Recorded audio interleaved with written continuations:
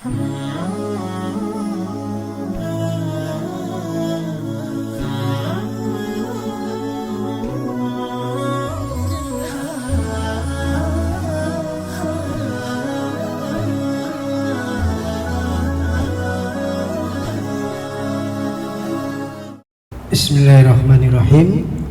Assalamualaikum warahmatullahi wabarakatuh.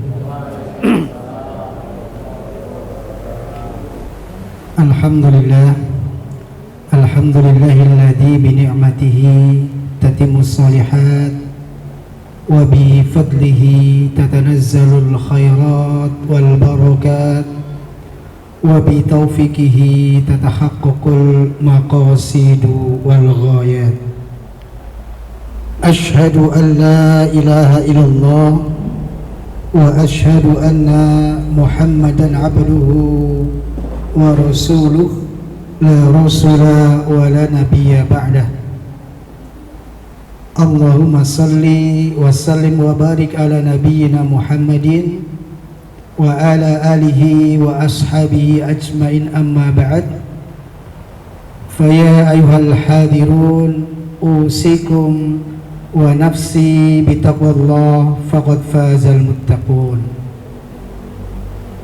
Jamaah kajian yang kami muliakan, terlebih kepada segenap pimpinan sekaligus karyawati PKU Muhammadiyah wilayah Mulu yang tidak bisa kami sebutkan satu persatu.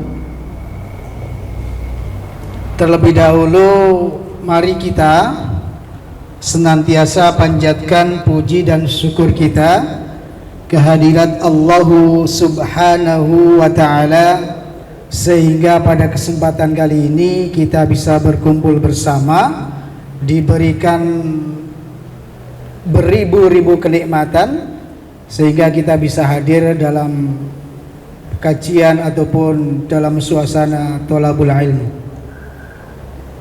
Jemaah yang dimuliakan oleh Allah Subhanahu wa ta'ala, selanjutnya mari sholawat dan salam senantiasa kita panjatkan kehadirat Rasulullah sallallahu alaihi wasallam yang senantiasa kita nantikan syafaatnya di yaumul kiamah, dan kita ikuti sunnah beliau.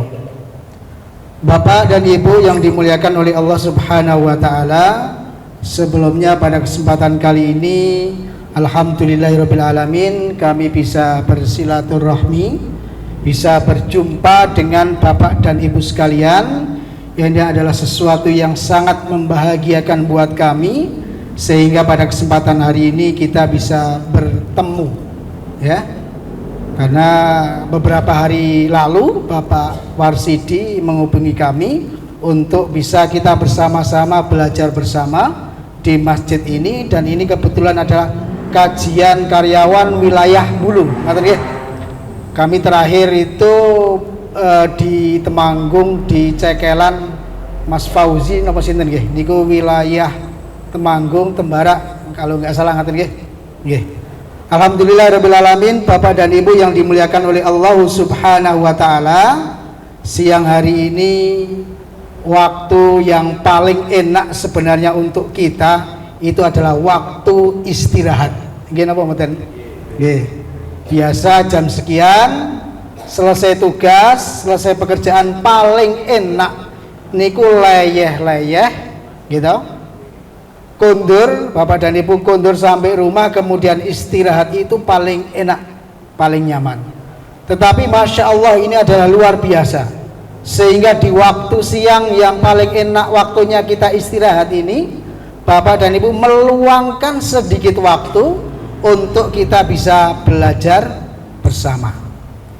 Bapak dan Ibu yang dimuliakan oleh Allah Subhanahu wa ta'ala, dan salah satu keistimewaan dari tenaga medis, ya, ini tenaga medis itu, bahkan Imam Asy-Syafi'i beliau pernah mengatakan yang namanya ahli kesehatan itu disejajarkan dengan ulama, dengan ahli fikih. Imam Syafi'i beliau pernah ngendikaaken al ilmu ilmani, bahwa secara garis besar yang namanya ilmu itu ada dua, ya. Yang pertama adalah ilmu fikhi lil adyan, adalah ilmu fikih yang mengatur berbagai macam persoalan keagamaan. Kemudian yang kedua ilmu tibbi, yaitu ilmu kesehatan lil abdan, ilmu kesehatan yang berkaitan dengan badan atau tubuh manusia. Jadi luar biasa bahwa antara ahli kesehatan ini disejajarkan dengan ahli fikih, ya. Secara garis besar Imam Syafi'i mengatakan demikian. Ilmu yang ada di dunia ini ada dua, garis besarnya adalah ilmu yang berkaitan dengan kesehatan dan ilmu yang berkaitan dengan ilmu fikih. Oleh karena itu luar biasa Bapak dan Ibu yang hadir pada kesempatan hari ini, meskipun mungkin semuanya bukan ahli kesehatan, semuanya bukan dokter, bukan bidan, bukan perawat, termasuk di dalamnya itu nyun sewu tukang bersih-bersih, tukang parkir dan seterusnya, insya Allah ini akan mendapatkan berkah dari ilmu kesehatan ini, ya. Demikian Bapak dan Ibu sebagai pengantar kita pada kesempatan siang hari ini. Dan insya Allah untuk kesempatan kali ini kami akan mengambilkan sebuah tema yang berkaitan dengan kehendak Allah Subhanahu wa ta'ala. Jika Allah berkehendak, kalau kita bahasa Arabkan maka menjadi insya Allah, jika Allah berkehendak. Bapak dan Ibu yang dimuliakan oleh Allah Subhanahu wa ta'ala,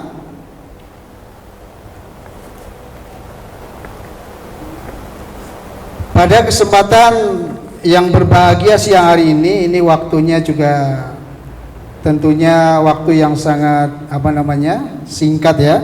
Waktu yang sangat singkat, nanti sampai pukul kurang lebih pukul 3 nih, paling setengah 3 nanti sampai pukul 3 insya Allah kita akan sedikit menyampaikan tentang bagaimana sesungguhnya kalimat insya Allah yang biasa kita sering mendengarkan atau yang sering kita ucapkan, ya. Maka sampai-sampai ada sebuah istilah insya Allah versi Arab atau insya Allah versi Jawa, ya. Bahkan ketika anak saya di pondok pesantren itu mempunyai seorang guru yaitu Syekh dari Timur Tengah. Ketika guru itu kemudian menanyakan kepada santri-santrinya, kemudian santri itu menjawab insya Allah, kemudian Syekh itu akan kembali bertanya, hada insya Allah Arabi au Indonesi. Ini jawaban ini insya Allah Arab atau insya Allah Indonesia. Nah, karena berbeda maknanya, ya kan? Insya Allah yang sering kita dengar di sekitar kita itu insya Allah yang mana, begitu kan? Jamaah yang dimuliakan oleh Allah Subhanahu wa ta'ala, maka di dalam Al-Quran itu, di sana kita diperintahkan jangan sampai kemudian kita menggunakan atau mengucapkan kata-kata saya akan mengerjakan ini besok, ya, saya akan mengerjakan ini besok, tetapi katakanlah insya Allah, ya. Bapak dan Ibu yang dimuliakan oleh Allah Subhanahu wa ta'ala, jadi kalau kita mau melihat sejarah bagaimana dahulu, yang pertama, ya, yang pertama zaman Rasulullah Sallallahu Alaihi Wasallam, ada orang-orang kafir Quraisy yang bertanya kepada Rasul, wahai Muhammad, tolong kami mau bertanya, tolong dijawab, ya. Ada pertanyaan. Yang pertama tentang Ashabul Kahfi, yang kedua tentang Dzulqarnain, yang ketiga tentang hakikat ruh. Namun pada saat itu Nabi Muhammad sallallahu alaihi wasallam beliau tidak bisa langsung menjawab. Kemudian Rasul mengatakan, saya akan jawab pertanyaan kalian besok. Nah, jamaah yang dimuliakan oleh Allah Subhanahu wa taala. Karena apa Nabi begini ya? Karena biasanya Nabi itu kemudian malam hari mendapatkan wahyu dari Allah, kemudian baru beliau menjawab. Ini kebiasaannya seperti itu. Tetapi waktu itu ketika ada pertanyaan dari kafir Quraisy tentang hal tiga tersebut, kebetulan kemudian di malam harinya Nabi Muhammad sallallahu alaihi wasallam itu tidak diberi wahyu. Nah, maka kemudian Nabi Muhammad sendiri bingung. Ini sudah sehari, 2 hari, 3 hari saya kok tidak mendapatkan wahyu dari Allah. Sehingga hal ini sampai berhari-hari tidak mendapatkan jawaban yang pasti. Jawabannya apa Muhammad? Kan begitu. Ya, sehingga kemudian sampai suatu hari baru Nabi Muhammad sallallahu alaihi wasallam mendapatkan wahyu, kemudian beliau bisa menjawab pertanyaan itu. Ya. Maka di sini ada satu kesimpulan, ada satu teguran dari Allah, Muhammad, oleh karena itu jangan sekali-kali engkau mengucapkan sesuatu walaupun itu sudah hampir pasti tanpa menggunakan kalimat insya Allah. Bapak dan Ibu yang dimuliakan oleh Allah Subhanahu wa taala, itu adalah satu kisah dari Rasulullah sallallahu alaihi wasallam. Kemudian yang kedua yaitu kisah Nabi Sulaiman, ya. Kisah Nabi Sulaiman yang berkaitan dengan kalimat insya Allah, di mana ada sebuah hadis yang di situ dikatakan qala Sulaiman, bahwa Nabi Sulaiman berkata, la atufanna lailata ala tis'ina imro'atan. Jadi Nabi Sulaiman itu dikatakan dalam sebuah sejarah, beliau itu memiliki imro'atan, itu istri. Jumlahnya berapa? Di antaranya ada yang mengatakan istri Nabi Sulaiman itu 99, Pak. 100 kurang siji. Ya. Istrinya sangat banyak. Di antaranya lain mengatakan lebih dari 100.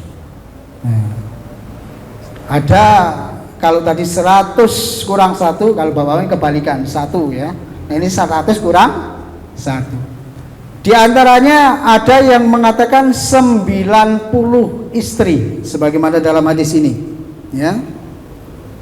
La atufanna lailatan ala tis'ina imro'atan. La atufanna, sungguh aku akan tawaf. Maksudnya tawaf mengelilingi di sini bukan istrinya 100 kemudian dikelilingi ini mboten. Tetapi la atufanna itu maksudnya akan menggauli. Basa napa niku? Vulgare akan menggilir ngaten nggih Pak nggih. Dalam satu malam Nabi Sulaiman itu pernah berujar, malam hari ini saya akan menggilir istriku semuanya, sejumlah 90 istri tadi ya. Kemudian dikatakan kulluhunna ta'ti bi ghulamin yuqatilu fi sabilillah. dan setiap istriku itu, kata Nabi Sulaiman, akan melahirkan seorang anak yang berjihad di jalan Allah. Ini dalam riwayat lain, akan menjadi seorang penunggang kuda yang hebat, ya. Faqala lahu sahibuhu, kemudian di antara orang itu berkata, dalam riwayat lain ini yang berkata adalah malaikat, mengatakan, Qul Sulaiman, katakanlah insya Allah. Tadi kamu tidak mengatakan insya Allah, maka katakanlah insya Allah. Falam yakul wa nasiya, tetapi Nabi Sulaiman ini tidak mengatakan, bahkan nasiya, lupa. Maka diteruskan, falam ta'ti wahidatun min nisa'i illa wahidatun ja'at bisyikil ghulamin. Maka kemudian ketika Nabi Sulaiman ini lupa dan tidak mengatakan insya Allah, sebanyak 90 istrinya ini tidak ada yang hamil, Pak. Nek toto lahir, toto medis mungkin teori mohon maaf, menggilir istrinya dalam semalam, ada istri 99, mungkin separuh bisa hamil. Kalau nggak separuh ya seperapate, katanya. Nah ini ternyata bahkan tidak ada yang hamil, illa wahidatun, kecuali hanya satu saja istrinya yang hamil. Tetapi dikatakan di situ, dari istri yang hamil itu melahirkan anak yang cacat, ya. Jadi terlahir dalam kondisi cacat. Jamaah yang dimuliakan oleh Allah Subhanahu wa ta'ala, maka ini juga merupakan teguran dari Allah Subhanahu wa ta'ala kepada Nabi Sulaiman, hanya gara-gara tidak mengucapkan kalimat insya Allah. Ini banyak sebenarnya kisah-kisah orang-orang soleh terdahulu, mereka luput dari mengucapkan kalimat insya Allah, sehingga apa yang mereka inginkan itu kemudian tidak tercapai, ya. Jamaah yang dimuliakan oleh Allah Subhanahu wa ta'ala, kemudian dalam Quran surah Qalam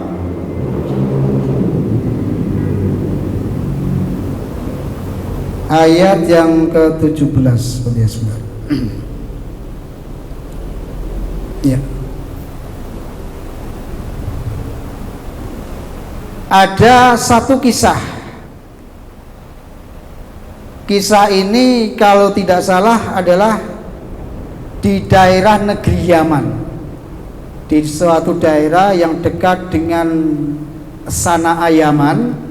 Ini dahulu ada seorang laki-laki, seorang bapak yang nek basa Jawa niku lomo niku napa nggih? Dermawan nggih. Senantiasa memberikan sebagian hartanya untuk fakir miskin, untuk orang-orang yang membutuhkan. Karena apa? Karena seorang laki-laki ini punya hasil kebun yang sungguh sangat luar biasa. Sering panen dan mendapatkan panenan itu yang melimpah.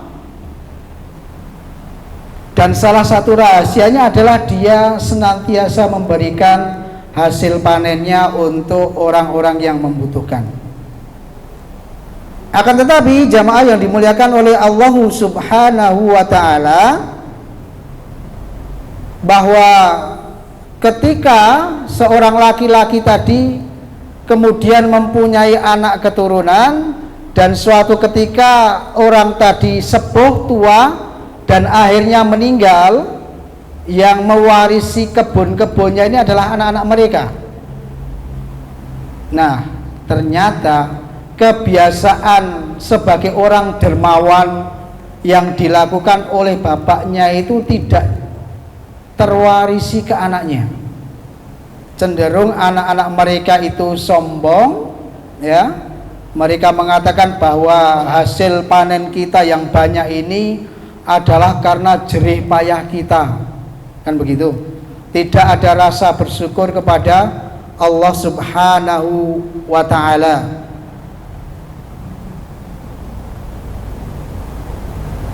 Maka kemudian dalam surah Al-Qalam ayat 17 di sana dikatakan, inna balawnahum kama balawna ashabal jannah id aqsamu la yasrimunnaha musbihin. Sesungguhnya kami telah menguji mereka, ya, sebagaimana kami telah menguji pemilik-pemilik kebun. Di sini dikatakan ashabal jannah. Pemilik kebun ini adalah cerita bapak tadi. Bapak tadi yang mempunyai kebun kemudian diwariskan ke anaknya, ya. Id aqsamu la yasrimunnaha musbihin. Sesungguhnya kami telah menguji mereka sebagaimana kami telah menguji pemilik kebun itu ketika mereka bersumpah bahwa mereka pasti akan memetik hasilnya di pagi hari, ya. Kemudian di ayat berikutnya dilanjutkan wala yastaznun, tetapi mereka tidak mengucapkan insya Allah. Jadi pendeknya begini, orang itu, ya, sudah biasa sukses, sudah dapat warisan dari orang tuanya, kebunnya melimpah, tetapi bapaknya ini biasa bersedekah, tetapi ketika dikelola anaknya ini tidak pernah bersedekah, karena mereka istilahnya itu sombong. Mereka menganggap bahwa itu karena hasil jerih payah mereka sendiri. Bahkan suatu ketika mereka di suatu hari melihat kebunnya ini sudah melimpah, ya, sudah pagi hari itu, besok hari kita tinggal panen, tinggal memetik. Kemudian mereka tidak mengucapkan insya Allah wala yastaznun, ya. Maka kemudian fatafa 'alaiha ta'ifun mir rabbika wa hum naimun. Lalu apa yang terjadi? Kebun itu ditimpa bencana dari Tuhanmu ketika mereka sedang tidur. Nah, nek bapak dan ibu misalnya ada yang di rumah itu mempunyai kebun sawah ladang, misalnya hari ini hari Jumat, ketika sore hari nengok ke kebun, wah iki wis mangsane panen, sesuk-esuk tak panen. Nah, ngaten niku kurang tepat, maka insya Allah besok pagi panen, ya. Karena dari keluputan tidak mengucapkan insya Allah ini, kemudian di malam hari kebunnya itu habis, Bu. Kebunnya itu habis, Pak, ya. Kapan habisnya? Ketika malam. Nah, jadi ini jedanya kan sedikit sekali antara sore dan malam. Di ayat berikutnya diteruskan fa asbahat kasorim, maka jadilah kebun itu hitam, terbakar seperti malam yang gelap gulita. Fatanadau musbihin, lalu mereka saling memanggil di pagi hari, ya, mereka meminta tolong, ya, tolong gampangannya gitu, ya, karena di malam hari kebun mereka terbakar. Anigdu ala harthikum in kuntum sarimin. Kemudian pergilah pagi-pagi ke kebun jika kamu hendak memetik hasilnya. Fantalaku wa hum yatahaffatun. Mereka pagi-pagi itu kemudian berangkat sambil berbisik-bisik, alla yadkhulannahal yauma alaikum miskin. Bahkan mereka itu kemudian begini, pada hari ini jangan sampai ada orang miskin yang masuk dalam kebun. Maksudnya mereka itu Sampai-sampai ojo nganti ono sing ngerti nek sesuk ki arep panen, ya. Orang-orang yang tidak punya itu jangan sampai masuk ke kebun kita, nanti mereka minta-minta sampai sedemikian. Wa ghadau ala hardin qadirin, berangkatlah mereka pada hari itu dengan niat menghalangi orang-orang miskin, dan mereka mengira mampu melakukan hal itu. Falamma ra'awha qalu inna ladhallun. Ketika mereka melihat kebun itu, mereka berkata, sesungguhnya kita orang-orang yang sesat. Nah, di antaranya itu ada yang sadar, oh ternyata kita ini termasuk orang yang sesat. Karena apa? Karena kita melalaikan Allah.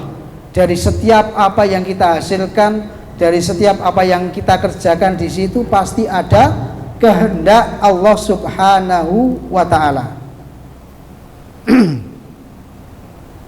Bal nahnu mahrumun, bahkan kita tidak memperoleh apapun.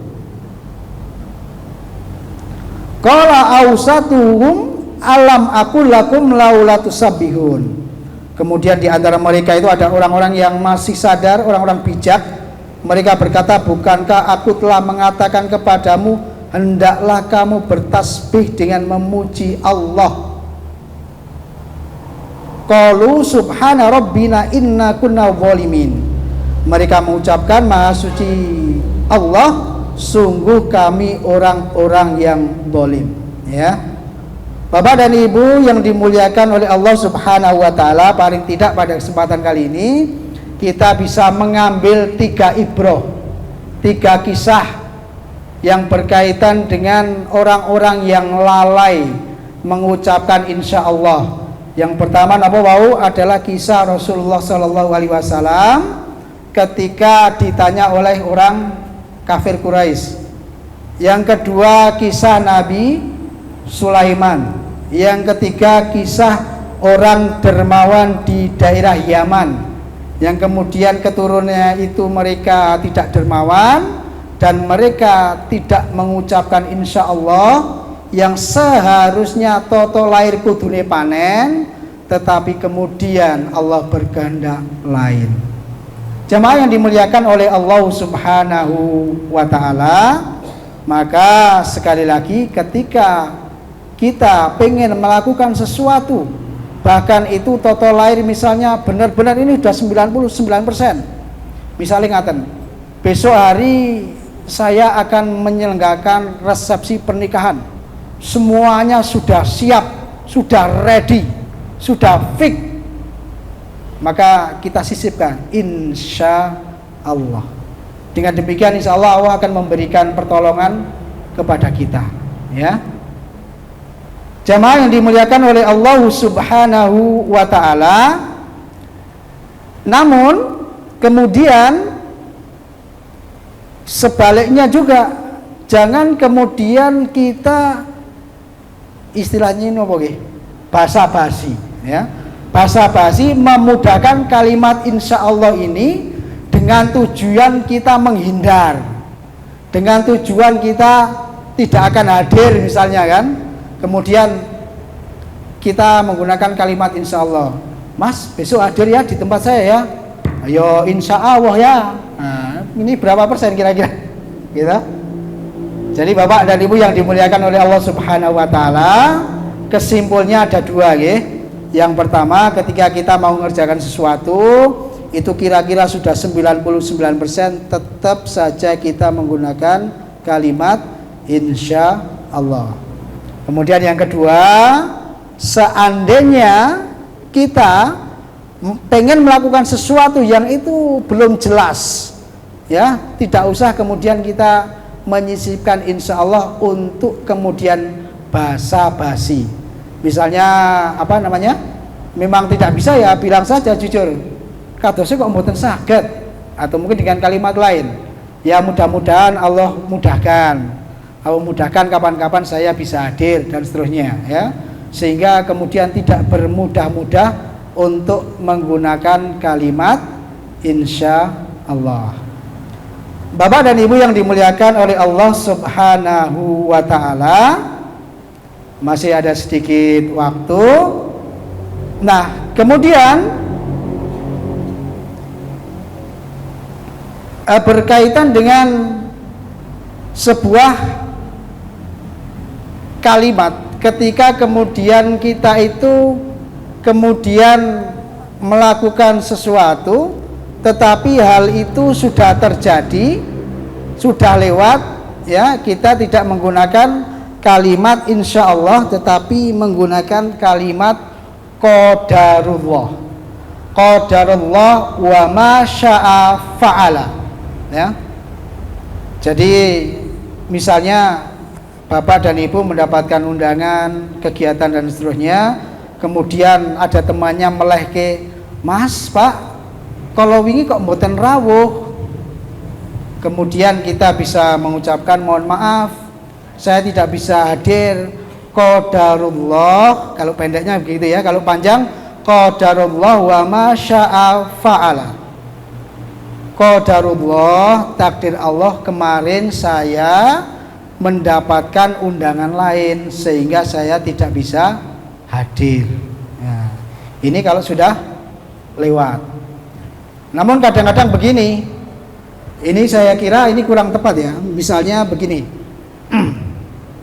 kita ada acara besok, tetapi ada acara yang lebih jauh lagi mungkin di minggu ke depan atau yang depannya lagi. Tetapi kemudian ada seseorang yang menginginkan kehadiran kita, kemudian kita mengucapkan, mohon maaf Mas, qadarullah saya 2 minggu lagi mau kegiatan ini. Nah, ini adalah sebuah kalimat yang kurang tepat, karena qadarullah itu digunakan ketika sudah lewat, ketika acara itu sudah terjadi, takdir Allah, ya. Kecuali kalau bahasanya demikian, qadarullah tanggal itu saya kok mendapatkan undangan, maka insya Allah saya akan hadir pada acara itu. Nah, demikian, ya. Bapak dan Ibu yang dimuliakan oleh Allah Subhanahu wa Ta'ala, barangkali secara singkat itu yang bisa kita sampaikan pada kesempatan sore hari ini, yaitu mengambil hikmah kehatian kita, atau bagaimana kita mengucapkan kalimat insya Allah secara baik sesuai dengan syariah. Jadi mengucapkan insya Allah sesuai dengan syariah, bukan mengucapkan insya Allah sebagai wong Jowo sing biasanya kalimat itu kita gunakan berbahasa basi untuk menghindar, begitu ya.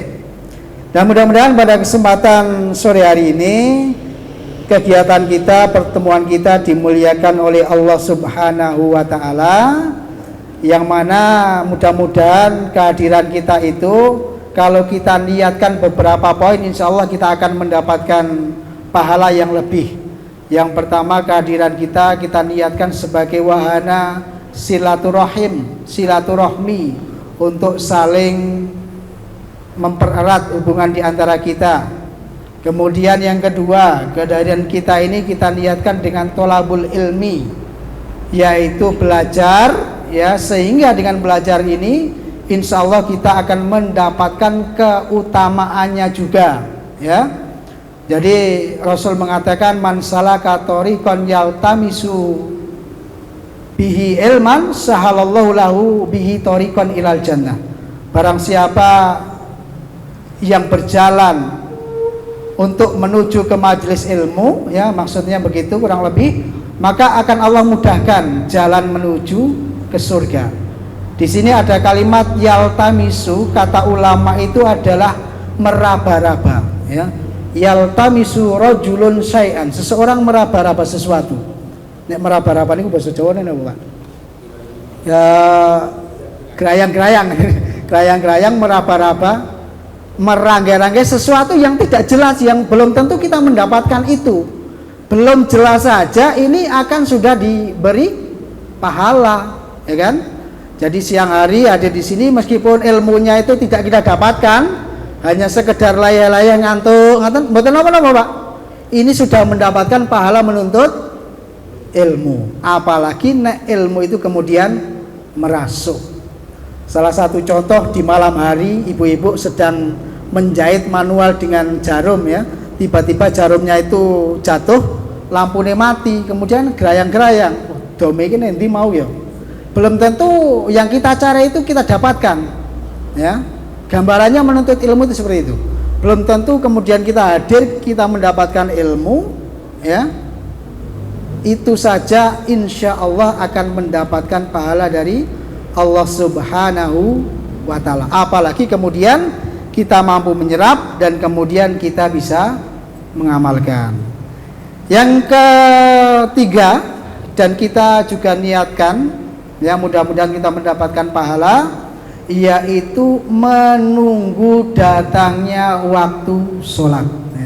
Kurang 5 menit ya, nah jadi tadi waktu zuhur, sekarang kita detik-detik menunggu waktu sholat ini akan didoakan oleh malaikat. Ketika kita menunggu waktu sholat dari zuhur sampai asar, asar maghrib, maghrib ke isya, ini masya Allah pahalanya kita akan didoakan oleh malaikat. Jemaah yang dimuliakan oleh Allah Subhanahu wa Ta'ala, demikian yang sedikit kami sampaikan, mudah-mudahan bermanfaat untuk kita semuanya, khususnya juga untuk diri kami sendiri sebagai pepimut, sebagai pepiling. Mudah-mudahan bermanfaat untuk kita semuanya. Saya mohon maaf atas segala kesalahan dan kekurangan. Mudah-mudahan kita diberikan kesempatan oleh Allah Subhanahu wa Ta'ala di kesempatan yang lain. Mari kita tutup bersama dengan membaca tahmid.